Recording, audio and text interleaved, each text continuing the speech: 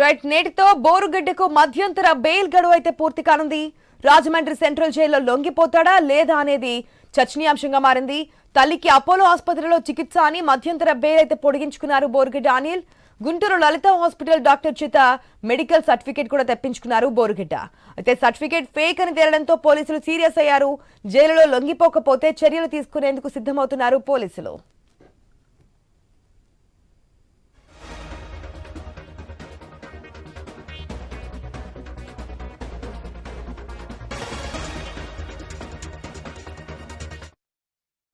నేటితో బోరుగడ్డకి ఇచ్చినటువంటి మధ్యంతర బెయిల్ గడువు అయితే పూర్తయింది. ఇక్కడ సస్పెన్స్ ఏంటంటే బోరుగడ్డ తిరిగి వస్తారా, లొంగిపోతారా సెంట్రల్ జైల్లో, లేదంటే రారా అనేదే ప్రశ్నార్థకంగా ఉంది. మరిన్ని అప్డేట్స్ తెలుసుకుందాం మా ప్రతినిధి గణేష్ ద్వారా. Right, good morning Ganesh. Borugadda కూడా ఒక వీడియో రిలీజ్ చేశారు. ఏదైతే తనకి ఈ విధంగా ఉంది, ఈ విధంగా హింస పెట్టి జైల్లో పెట్టారు, తన తల్లికి ఆరోగ్యం బాగాలేదు, ఫేక్ అంటున్నారు, తల్లికి బాగాలేదని కూడా ఫేక్గా చెప్తారా, ఇదన్నీ కాదు, మాకు న్యాయస్థానాల మీద గౌరవం ఉంది, న్యాయస్థానం మీద నమ్ముతామని చెప్పారు. మరి ఈరోజు సెంట్రల్ జైలు వచ్చి లొంగిపోయే అవకాశాలు ఉన్నాయనుకోవచ్చా గణేష్? అంటే చూడాల్సింది, బోరగడ్డ అనిల్ పరారయ్యాడు అనేది ప్రస్తుతం తెలుగుదేశం పార్టీ ఈ సోషల్ మీడియాలో అయితే విస్తృతంగా ప్రచారం అవుతోంది. ఆ బోరగడ్డ అనిల్ అంటే కూటమి ప్రభుత్వం ఏర్పడిన తర్వాత బోరగడ్డ అనిల్ మీద పలు కేసులు పలు స్టేషన్లో నమోదవడం, ఆ తర్వాత పోలీసులు అరెస్ట్ చేయడం.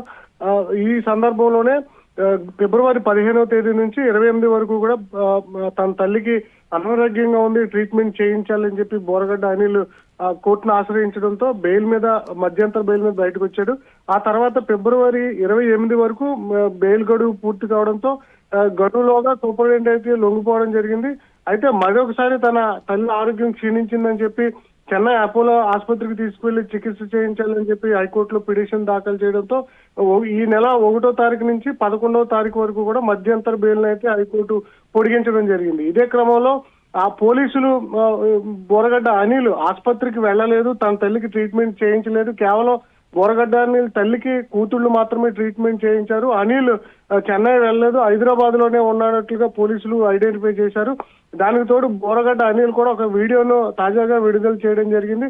అందులో పోలీసులు, అనంతపురం పోలీసులు తనను తీవ్రంగా వేధిస్తున్నారు, తన మీద 3rd డిగ్రీ ప్రయోగించారు, పోలీసులు పెట్టినటువంటి 111 సెక్షన్ తనకు వర్తించదని చెప్పి బోరగడ్డ అనిల్ తీవ్రమైనటువంటి ఆరోపణలు చేయడాన్ని పోలీసులు సీరియస్ గా తీసుకోవడం జరిగింది.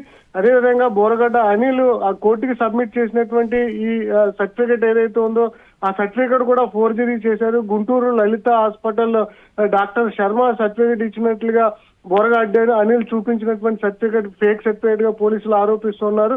దాన్నే కోర్టులో మళ్ళీ సబ్మిట్ చేసి దీని మీద కూడా కేసు నమోదు చేసి ఫోర్జరీ వంటివి కూడా అయితే కోర్టును తప్పుదోవ పట్టించడం, ఫోర్జరీ చేయడం ఇలాంటి వాటి మీద మరొకసారి పోలీసులు కేసు నమోదు చేసే దిశగా అయితే చర్యలు తీసుకుంటూ ఉన్నారు.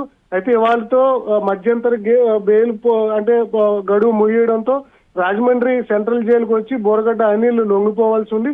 అయితే వాళ్ళ లొంగిపోతారా లేదంటే పరారీలో ఉన్నాడని చెప్పి ఏవైతే ప్రస్తుతం సోషల్ మీడియాలో హల్చల్ అవుతుందో దానికి అనుగుణంగానే బోరగడ్డ అనిల్ వ్యవహరిస్తాడా, అలా వ్యవహరిస్తే అనంతపురం పోలీసులు కానీ మిగతాటువంటి పోలీస్ స్టేషన్ లో ఈ కేసులు ఉండడం జరిగింది.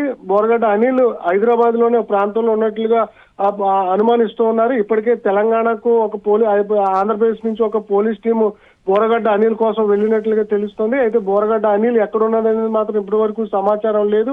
ఆయన ఇవాళ సాయంత్రంలోగా అంటే రాత్రిలోగా ఇవాళ తూర్పు అంటే రాజమండ్రి సెంట్రల్ జైలుకు వచ్చి లొంగిపోతాడా లేదా అనేది మాత్రం చూడాల్సి ఉంది. ఒకవేళ లొంగిపోకపోతే మాత్రం హైకోర్టులో పోలీసులు ఈ విషయాన్ని తీసుకెళ్లి హైకోర్టు ఆదేశాలతో బోరగడ్డ అనిల్ ను అదుపులో తీసుకునే అవకాశాలు కనిపిస్తున్నాయి.